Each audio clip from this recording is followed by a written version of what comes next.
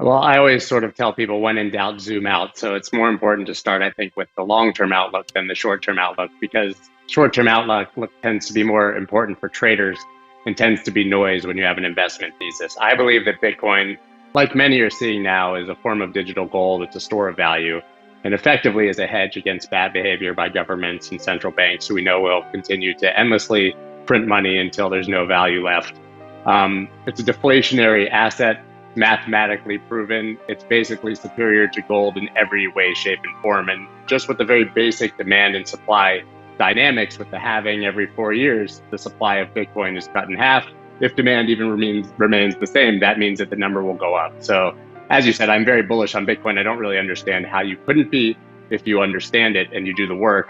And for me, if we're talking about 10, 20 years down the road, I believe it's easily a 7-figure asset. But if zooming in, which is what everybody always wants to hear, what's the price of Bitcoin going to be by the end of the year? What's it going to be in 12 months? First of all, I think it's a bit of a fool's errand to try to attach price dates to price targets because it doesn't matter if you're an investor. But I would be very surprised if we didn't see Bitcoin in the 6 figures, within the next year. It seems like such a high number. People believe that you're being overly bullish when you talk about it, but the price of Bitcoin right now is 47,000. Basically, if it doubles, it'll almost be 6 figures. And just last year, we saw Bitcoin go from 3,800 to 65,000, right? A 2x move for Bitcoin is effectively nothing. If you consider that it's a store of value, then you got to ask yourself the philosophical question of why it would need to move that much over the next year or two or even 10 years. Why does it need to rally to 6 or 7 figures? Why can't it just stay at current levels, climb at the pace of inflation, well, let's say, and that'll be sufficient as a store of value for most people, right? Sure, but if you consider that, I mean, what will be the multiplier on the price of goods in 10 years if governments continue to print money at this rate? Well, 5 times? 10 times, if you're talking about a decade down the road. So even that puts the price of Bitcoin at $470,000 if the price of goods rises that amount, right? Maybe it won't rise that dramatically, but that, like you said, that's even just adjusting for inflation if the price of Bitcoin never goes up. And knowing that Bitcoin is actually deflationary and that supply is being cut in half and that demand is increasing, but even if demand remained the same or only slightly went down, the price should go up. But as for being a store of value, the price cannot stay stable because it has to beat inflation.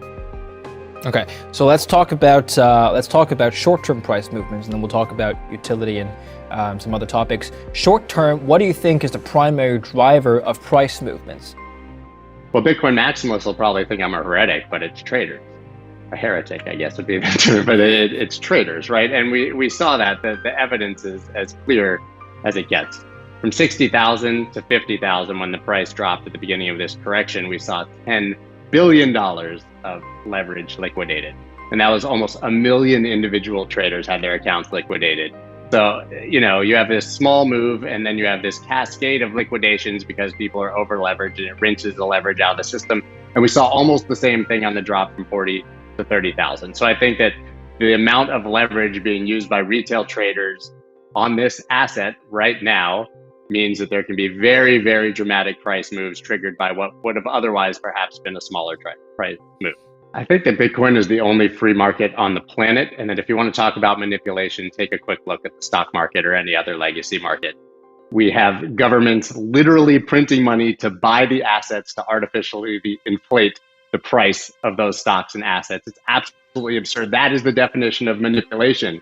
It's so funny when I hear about people talking about the Bitcoin market being manipulated. If your definition of manipulation is someone with more money can move the market more than someone with less money, then yes, it's manipulated. And also by definition, a free market. People get very upset when price goes against them, but they could have very easily been on the other side of that trade. And if one person with a ton of money moves the market, there's a bid on the other side of the order book for every single sale that person put through. It's absolutely a free market. People have the right to put their orders wherever they want. And yes, like any free market, people with more money can move that market. Before we move back to Bitcoin, I want to ask you, do you believe in the Ethereum flippening? Do you think one day Ethereum will overtake Bitcoin as the largest coin? I had an interesting guest on my show recently, Rand Nooner, and he made the argument that it already has. That in every metric except for market cap, effectively, Ethereum has already flipped Bitcoin. It's interesting, even if you look at Coinbase's Q2 earnings report, you'll see that Ethereum had higher trading volumes than Bitcoin in the second quarter.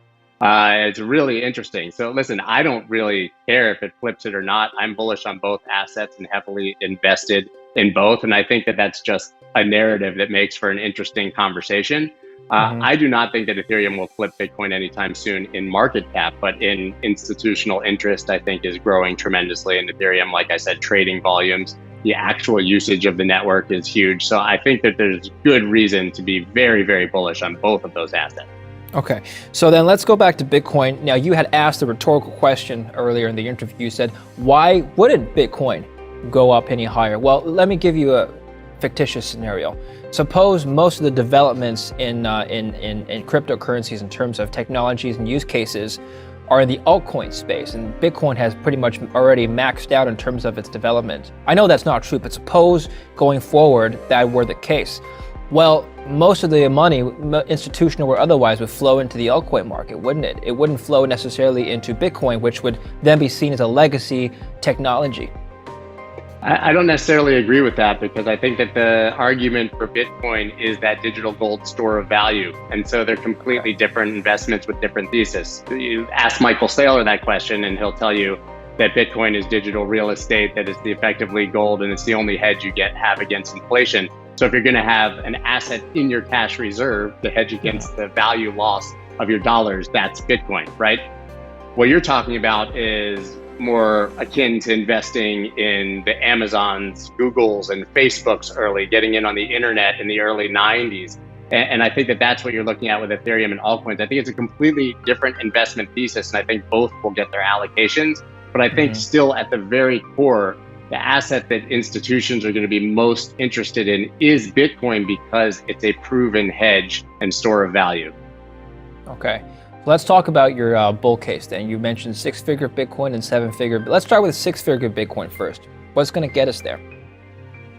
I mean, that could happen with just retail. I don't even think that we need a catalyst. I think that just a few more institutional buys and retail FOMO being sort of reinvigorated, and we get to 6 figures. Like I said, it's only a 2x basically from here to 100,000. That's a small move. That's less than the average of Bitcoin's yearly movement upwards, right? I mean, it does better than 200% every single year.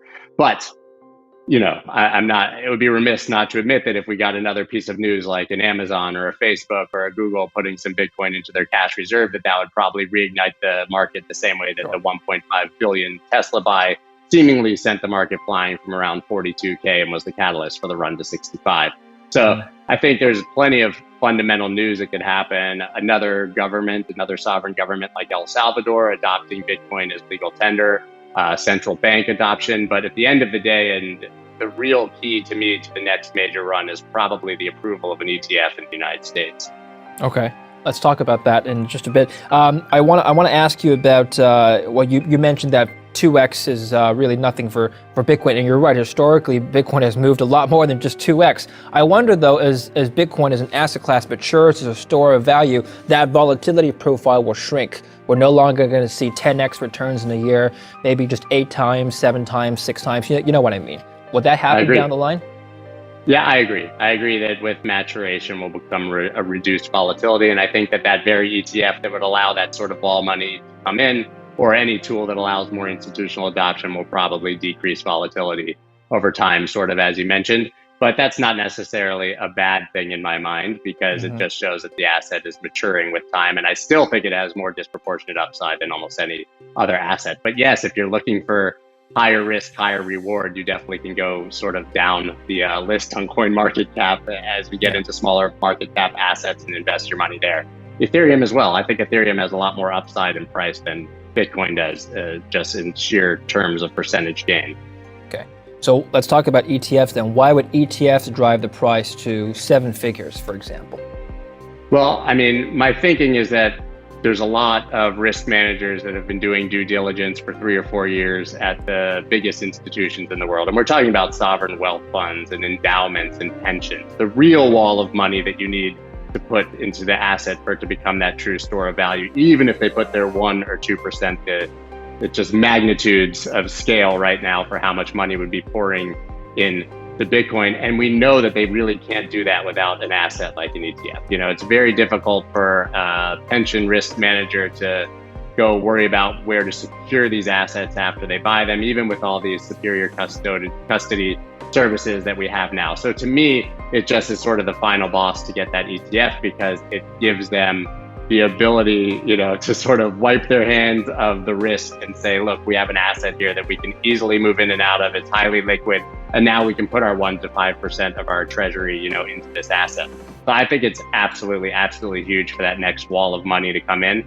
And I do believe that they've been looking at this asset now probably for years.